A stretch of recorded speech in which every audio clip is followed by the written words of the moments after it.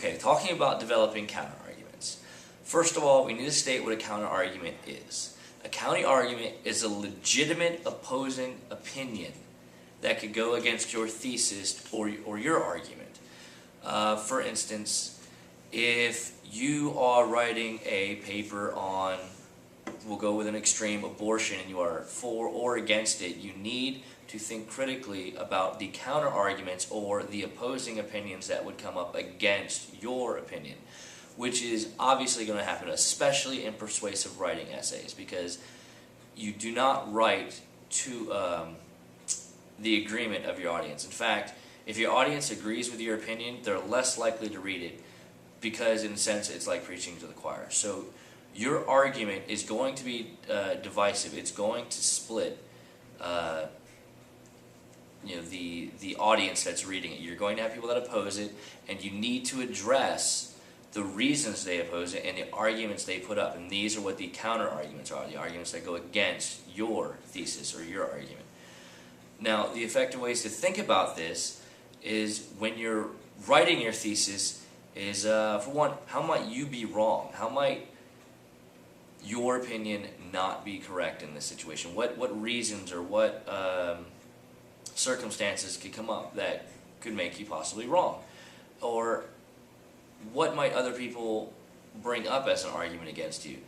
You want to think on these things and not just kind of throw some vague reason out there that you just think of real quick that you can use as, say, like a straw man argument, where it's really not even an argument, it's just a very generic reason you brought up something that you could just stomp on. And any intelligent reader that looks at this argument is going to know right off the bat that it's not based in any kind of fact, that it's something that you have just brought up in order to kind of prove your own point. Can you give an example? An example of a straw man theory. Okay, if we can go back to abortion again. If I was to be arguing for or against abortion, I would say, okay, I don't believe abortion. My argument in this thesis is that abortion is never okay, and you should never have one for any reason whatsoever. And I say, well, what about the people who counter-argue that you won't be able to afford the child, or that you won't be able to provide for it properly? Well, instead of actually looking into that counter-argument, getting the reasons for that, and addressing them as you should, just using a generic term, like, those people are just lazy. Anyone who says that they can't afford a child and they're using that for abortion, oh, they're just lazy. Well, that's a very vague perception of what their argument really is.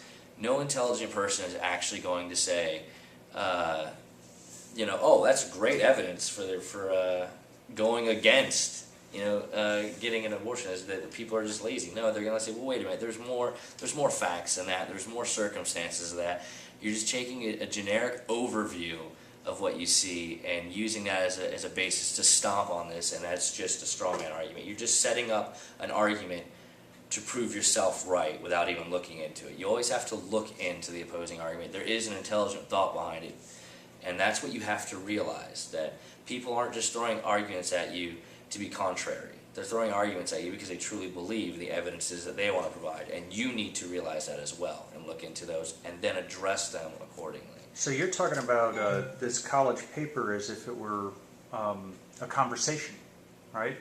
A conversation with somebody who disagrees with you. Is that right? Absolutely. You're writing an argument or a thesis. You're writing a statement where you're making a deliberate thought, something you believe, or something you want to express, and you're writing it to an audience that might not necessarily agree with you.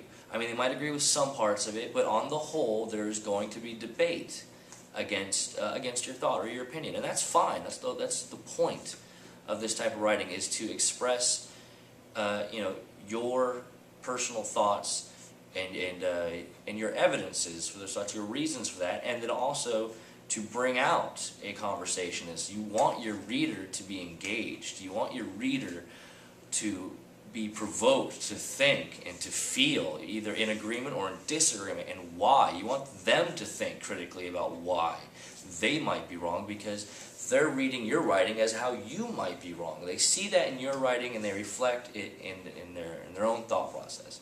And that is one of the key elements to effective writing, is realizing and accentuating those counter arguments and addressing them, effectively. Is I don't know what else to say. No, that makes sense. It makes sense.